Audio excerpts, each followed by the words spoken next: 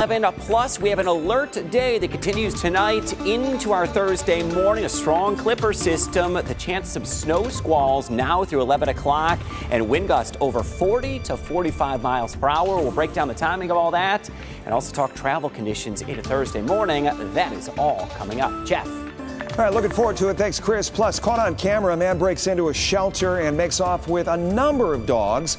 The investigation and new details that we're learning tonight. A local bar raided by police. What they say they found and what could come next. Welcome into your news on WTOL 11 Plus on this alert day, this December 4th, 2024. I'm Jeff Smith. Our WTOL 11 weather team told you first about this snow, cold, bitter winds. Let's get back to Chief Meteorologist Chris Vickers. So, Chris, kind of talk us through how this whole thing plays out tonight. Yeah, three things are going to be a near certainty across the area tonight. We're going to get some snow showers, even a few heavier snow squalls into the area. The winds are going to kick up, and if you thought it was windy through your Wednesday afternoon, it's only going to get worse Wednesday night as that Arctic front comes into the area, gust up to 45 miles per hour. And then the third element, it is certain to turn cold into tomorrow morning. That feels like it is going to be in the single digits in some areas, could be down close to zero. So it is basically three threats that are going to be unfolding this evening, overnight, and into early Thursday. So let's take a look at how things stand right now. Clipper system over Lake Michigan.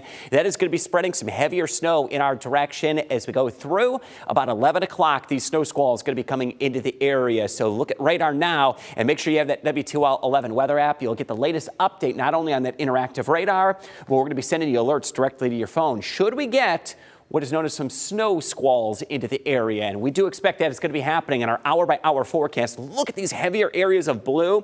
Those deeper areas of blue are heavier snow squalls. That comes racing into the area. Clock is going to be right around 9 p.m.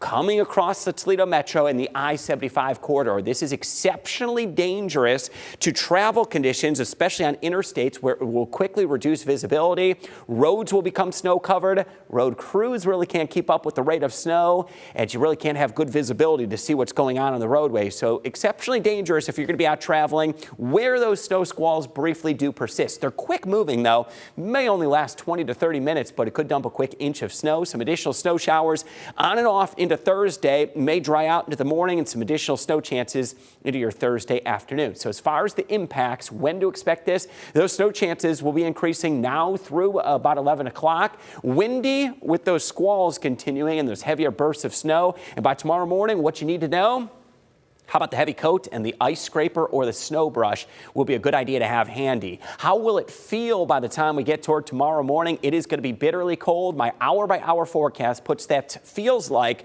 right around the lower single digits, and we've said close to zero. Might feel like 2 in Defiance, 1 below in Hillsdale, 1 above up toward Adrian. So it is going to be very cold, and count on the wintry conditions really sticking around for at least the morning hours tomorrow. Bus stop forecast, slippery conditions, going to throw a word of caution out there tomorrow morning. May get some delays and some issues traveling in the morning. Highs into the afternoon will head close to 30 degrees for the daytime high that will be just below freezing. So keep that in mind as that Alberta Clipper does bring us those quick bursts of snow, gusty winds, and wind chills near zero. Now, it gets the name because it comes screaming out of Alberta, Canada. That's why it brings that cold Arctic feeling air, and you will feel it with not only the gusty winds, but the cold chill that will settle in. Some of the worst travel conditions may be late tonight through early tomorrow morning, so an extra word of caution out on the roads as we're going to start windy and cold tomorrow morning with temperatures in the teens. And our 10-day forecast is highs near 30 on Thursday, 31 Friday. We do moderate into the weekend, close to 50 by the time we reach Sunday.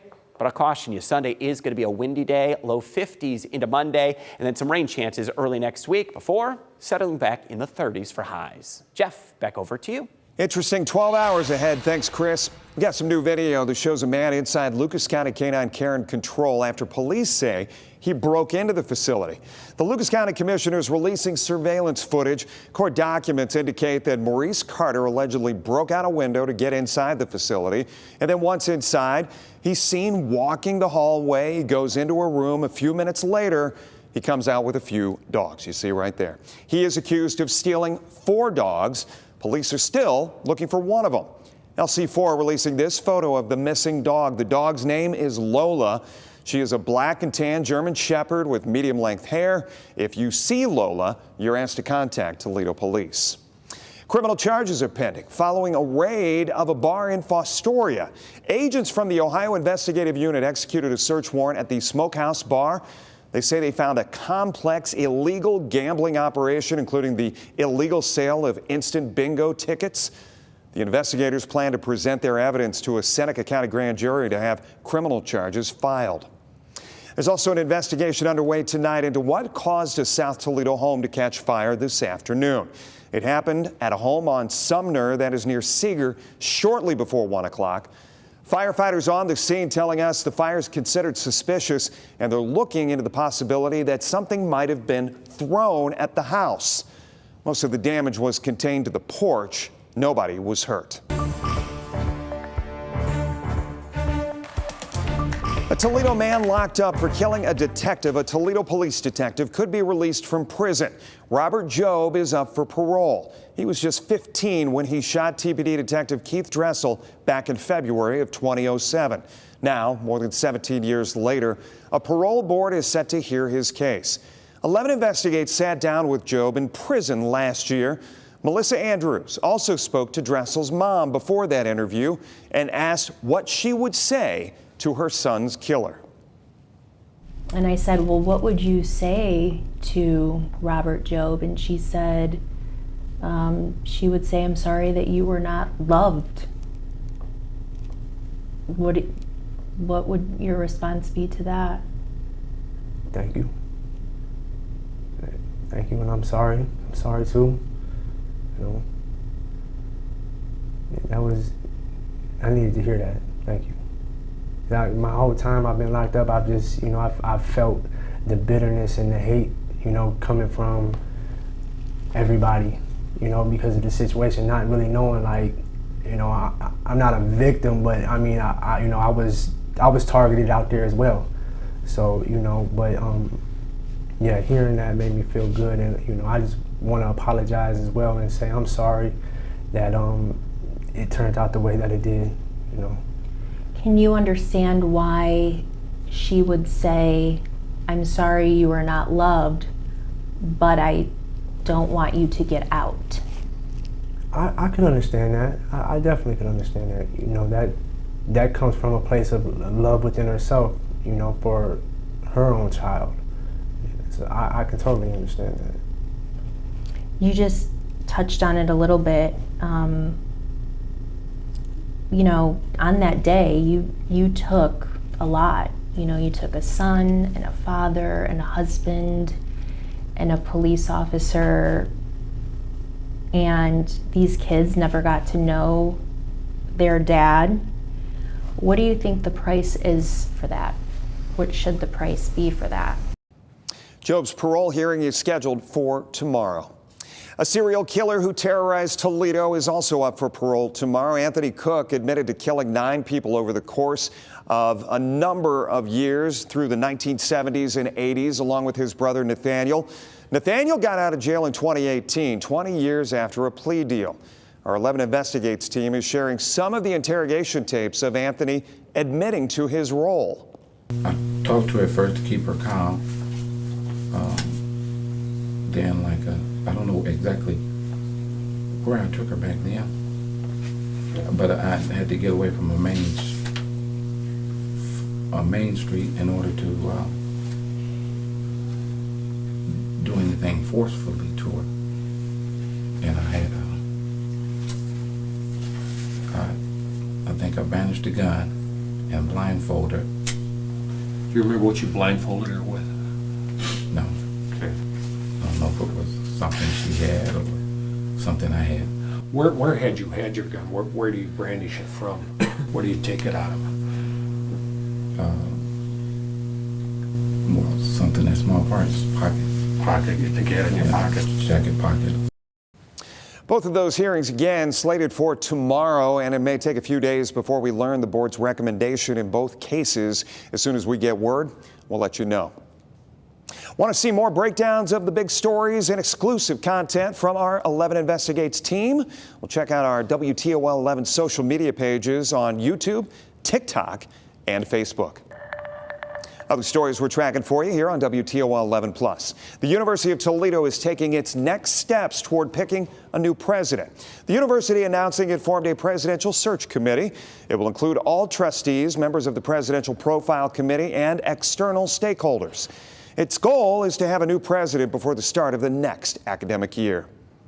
After almost 3 years, the city of Toledo says it is nearly complete with its smart meter replacement program. The initiative was meant to modernize water meters citywide by replacing analog meters with advanced smart meters. The city says the smart meters can provide accurate measurements and guarantee correct water bills. Customers can log on to an online portal where they can track usage and also pay their bills. That customer portal lets you go in and monitor use. If you look at your data and you see something's running at 2 in the morning and nobody's awake, you know you have a leak in your home. And leaks, toilet leaks or sink drips really do cost the consumers, our customers, a lot of money. The Department of Public Utilities replaced 116,000 water meters across the city. For more information on how to sign up for the online portal, just go to the links mentioned section of our website, WTOL.com. ProMedica's former Bixby Hospital in Adrian is going to be torn down. According to ProMedica, demolition of the main building is going to start tomorrow. The building will come down in sections to help minimize the amount of noise for people nearby. ProMedica says Bixby was first opened in 1957 and it closed in 2020. We've got the first indication of who will be running to be Ohio's next governor at the end of Mike DeWine's term. Republican Attorney General Dave Yost telling Melissa Andrews today that he plans to run for the seat. He had posted a cryptic video on his social media account a few weeks ago that hinted at a possible run, but today he confirmed it. Governor DeWine is term limited out in 2026. It'll be an open seat, and I intend to be a candidate for that election cycle. Now, we also asked Secretary of State Frank LaRose, who did not give a clear answer, and we reached out to the office of Lieutenant Governor John Husted. We have not heard back from his office just yet, but we do know Lieutenant Governor Husted did start a website. We are helping spread some holiday cheer this season with our WTOL 11 Gift of Joy toy drive. We are once again teaming up with Lucas County Children's Services to help kids in foster care. So now through December 20th, you can drop off new unwrapped toys that will go straight to those kids in the care of Lucas County Children's Services.